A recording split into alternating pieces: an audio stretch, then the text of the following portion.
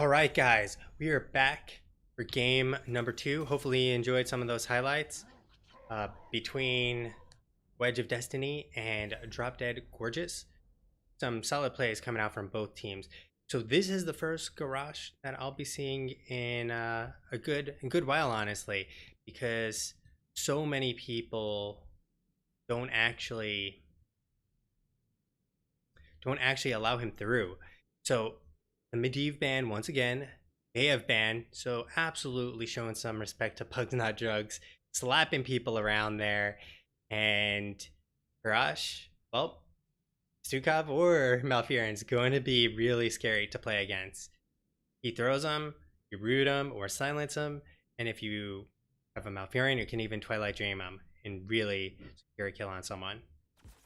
The Hanzo is going to be picked up here, as is the Johanna for Wedge of Destiny. They've actually now taken away both picks that Drop Dead had previously. And now this is a map where it almost always goes to 20, and Johanna has a lot of wave clear. She has a lot of presence to stay there, and she's also a soft counter to Garage in that pops her Iron Skin.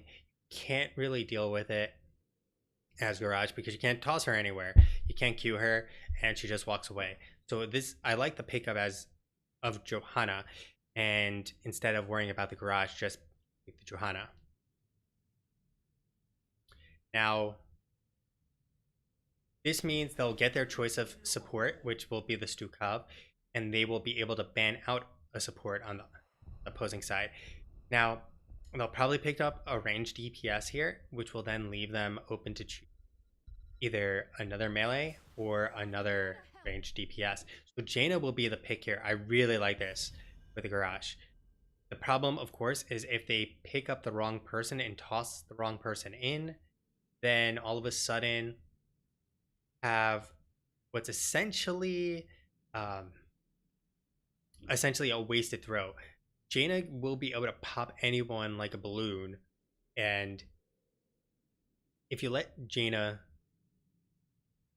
drop the Blizzard, drop the Cone of Cold, and drop her Qs onto someone thrown in the back, they should die. Will they die?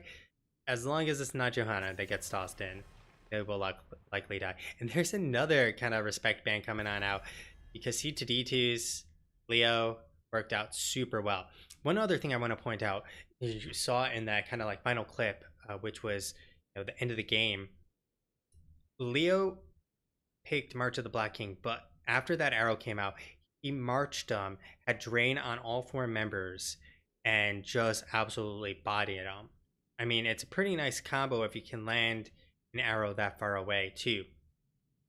But I think in general, the Entomb would have been better. In general, how it played out, hey, worked for him. And it looked really good at the end there too. That is highlight reel stuff, baby. So, who do you ban out? You don't want to necessarily ban, like, kind of suffocate yourself in the solo lane by banning out another solo laner and then giving them the quote-unquote prime soloer.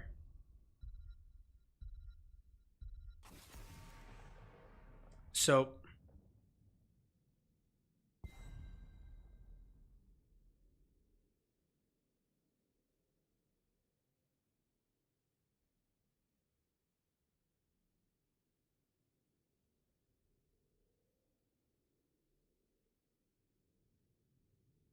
all right, so they finally decide to support Chokum Malfurion. I like it because, well, Malfurion's a pretty good healer. I take him out, and the Uther pick did not work for Wedge of Destiny.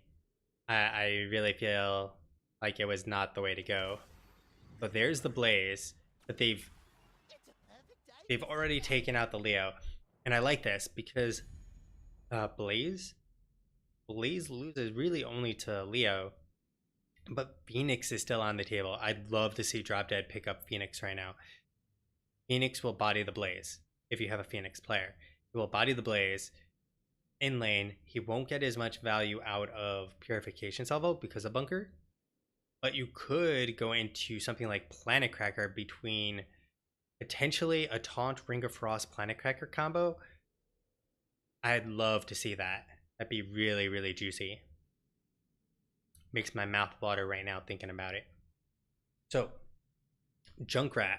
I like the Junkrat. Helps handle the garage, throws him out of the way, helps to get someone to safety. Junkrat also is pretty safe in that he can drop down the mine and blow himself away, and or drop dead away. And he can help control the point by blowing him off it. So the final two picks, we're going to see Thrall come out in Zeratul. Okay, so they're looking to have Zeratul annihilate the Hanzo or Junkrat.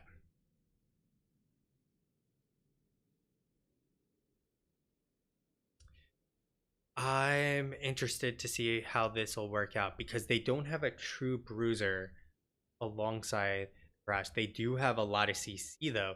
They can have Earthquake, they can have Sunder even, but they have a Root, a Silence, the Blizzard, they can VP even. There's a lot of tools on the table for Drop Dead.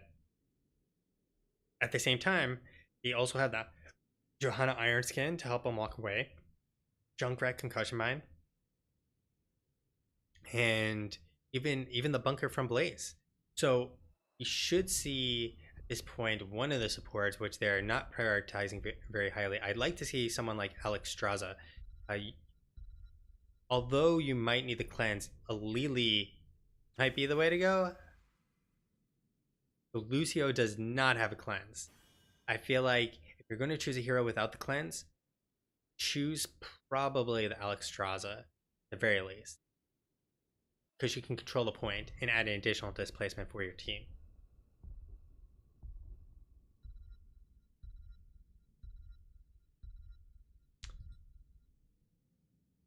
So these drafts are definitely different from Drop Dead compared to the last game where I felt very good about their draft. I'm not sure how I feel about it this time around. On the other hand, Wedge of Destiny, Wedge is looking pretty nice overall. Now, it can go either way this game, I feel. We'll see how well they make it play.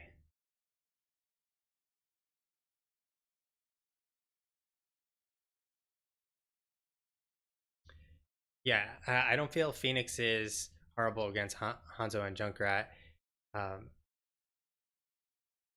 Hanzo will not be solo laning against the Phoenix. Hanzo would be in the lane. Like, the point of the Phoenix is to solo lane and body the Blaze.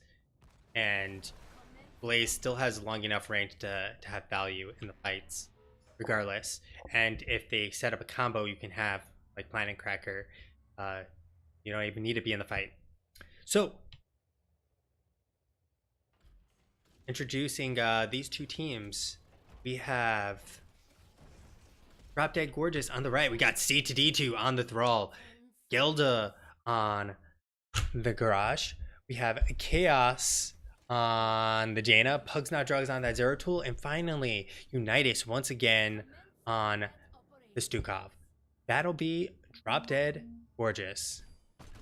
So we got Karnith on the Blaze, Jingle Sassy on the Johanna, Hidden Unis on Hanzo, Fane on the Junkrat, and Dargok on the Lucio. And that'll be Wedge of Destiny. So level 1s that were picked up, we're going to see the Q quest come on out, Fingers of Frost, Greater Cleave, the Crash Lightning. Crash Lightning is going to get a lot of value on this objective. Then we're going to see the We Move Together, Endurance Stimpak, Redemption, Laws of Hope, put some English on it.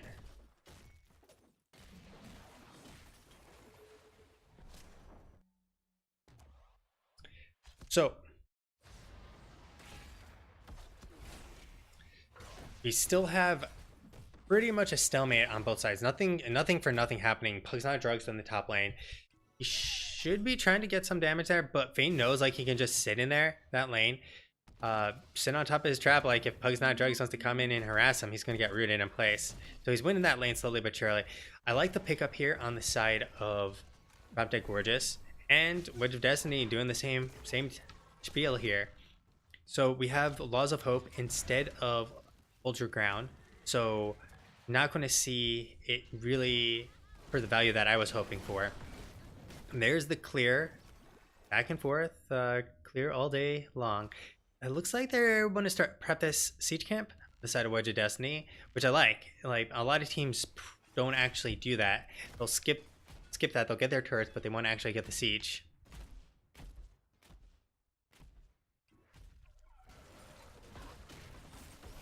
And yeah, lanes are pretty much stale. Nothing's happening. We got Wedge of Destiny picking up that siege camp. I feel like they got it a little too early. They should have held it a little bit longer. So we're gonna see the serrated arrows. We're gonna see a piece of petroleum. We're gonna see the subwoofer. We're also gonna taste for explosions, which is typical. Not sure I like serrated arrows on this map. And still no pick for Johanna. There's a Q. He finally gets himself some 3 stacks there simultaneously. Nice, nice.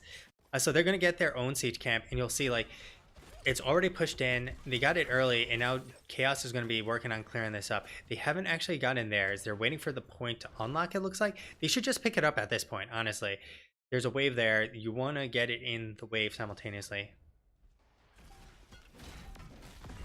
So, a nice fight coming out. Gelda taking a lot of damage, and nice knockback from Junkrat. Where Arnith is on the point. Garrosh goes down. Karnith goes down. There is still the health. They don't use it either team. Quite yet. Top is still pushing in, albeit very slowly. A 1-for-1 there between both tanks going down. Well, I guess in this case, Blaze, technically a tank, but really the bruiser.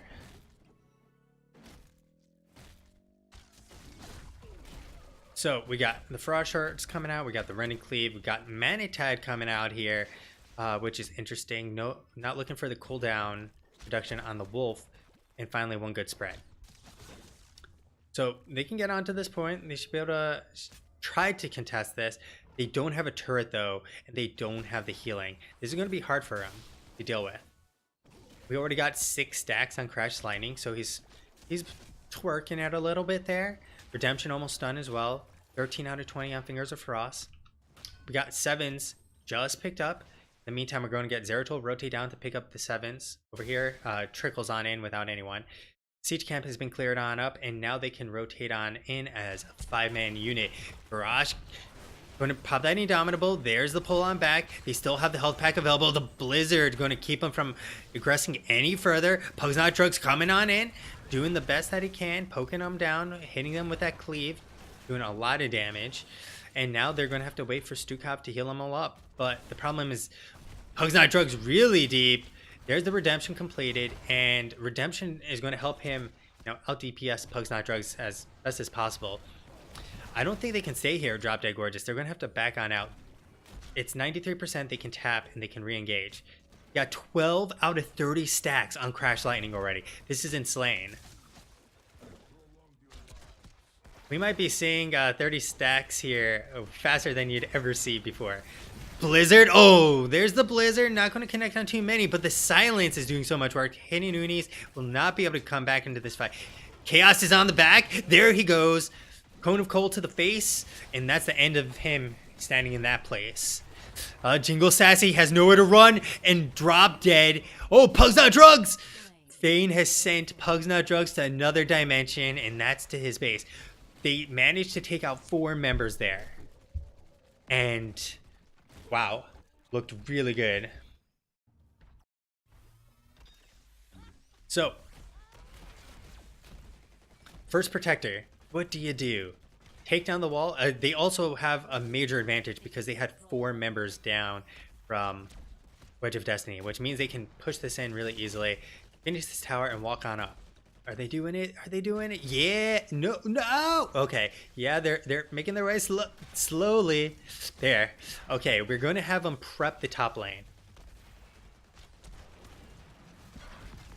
And prepping this top lane is super important because it makes the next Protector so much more valuable. Redemption is completed again. Fingers of Frost done, which is really big. We also have Blaze finishing their quest. Gelda in deep. There's the taunt, and say goodbye to Hanzo with the follow-up Sunder. Karnith is going to be going down as well. 2 members down. They tried to turn a garage.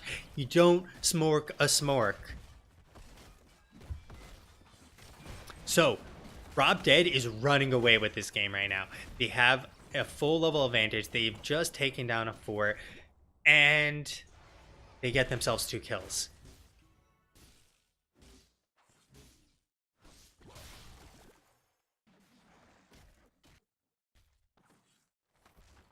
So, we have Wedge of Destiny really far behind right now.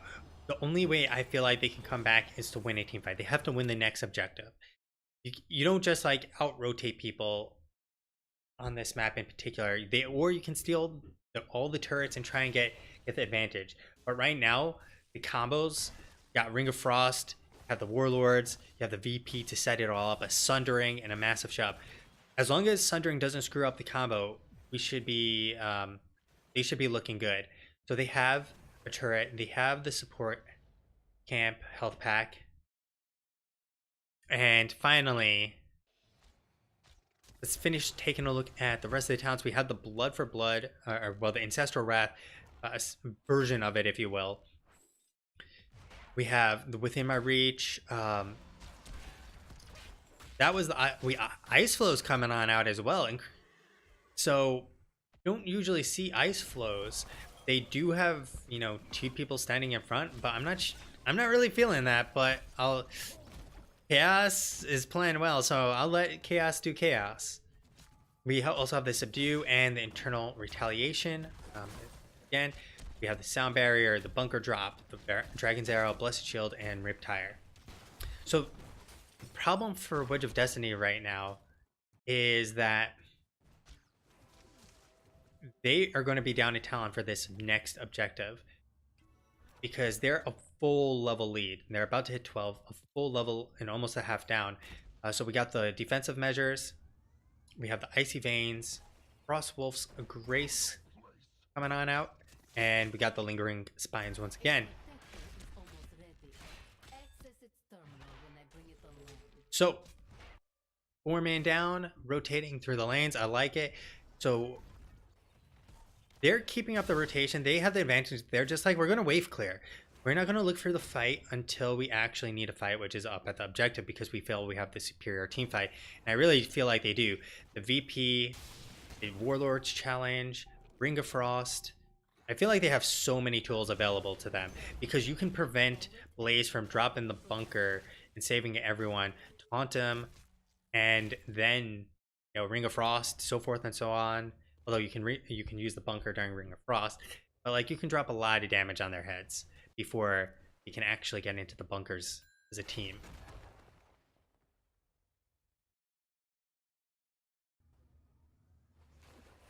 So Fane is not quite feeding this game, fortunately for my viewers, this cast. So they already got on point. There comes the Warlord Challenge early. The Blizzard right on top. The Silence on top of that as well. And say goodbye to Blaze. There's the VP. The Ring of Frost does not connect with the VP. Pug's Not Drug's getting rather low, but it's not going to matter. Riptire is going to take out Zeratul.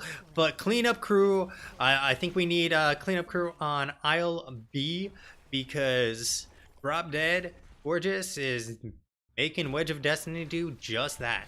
We have 19 stacks on that Crash Lightning. We had the Warbreaker completed. They have just secured another. They secured themselves another protector with nearly nothing. Right on. So they've already gotten top with this Punisher Protector, and they're going to walk it down to mid, and then they're going to probably prep the bottom C. Like, they could force the top keep, and I think they should after they hit 16, which they're about to hit. So they can force the issue, and I think they should. They're going to go and just take C, play it safe, keep their advantage up as much as possible. This isn't bad. I would have liked to see them take the Protector march it to top since they already opened it up, and then march on down to opening up the bottom for C. But this is essentially playing even for, the longer game. And if they're playing for the even longer game, they have to now hit 20 before their opponents, or have a 16 versus 15 fight out of this protector. So a lot of damage coming on out. Redemption has been completed once again. Got 58 stacks there. Zeratul coming on in. He's going to isolate the team, take out Hanzo, and Lucio. Say goodbye to Lucio. Rooted in place, silence. Jingle Sassy might be able to get out. No! A shove from Unitas and say goodbye to Johanna as well. There comes Pugs Not Drugs, taking out another member. And we have 4 members that have now just been annihilated on the side of Wedge of Destiny. Drop Dead Gorgeous is looking so good. You can say they're looking gorgeous. I mean, they are getting themselves a keep now. They took down 4. They're working their way closely to getting 20. They're a level and a half down. They're not going to be there in time. They're going to start actually working on this front wall as well. I like it. It's spicy. They can then work on getting the turrets if they want.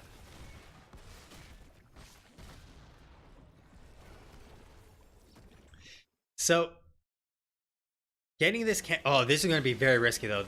Full 5-man. They don't have the VP. But they're actually not going to contest because they're still not 16. And every heroic is up on the side of Drop Dead Gorgeous. It was a little risky if they risked forcing the fight. Despite 16 not being had there, they were very close to it. So I applaud Wedge of Destiny for deciding like, hey, we are down a ton, just give it up to them. But at the same time,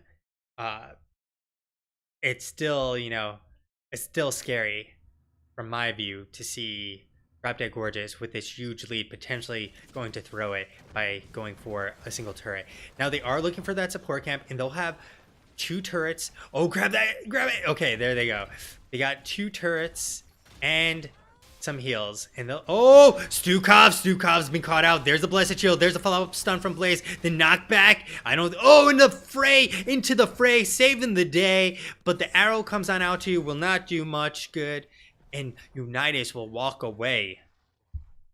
That mine almost, I think the mine saved Unitas, because the mine sent Unitas from here over here and then into the loving arms of Garage, so he can, into the fray him. A new terminal will be ready shortly. So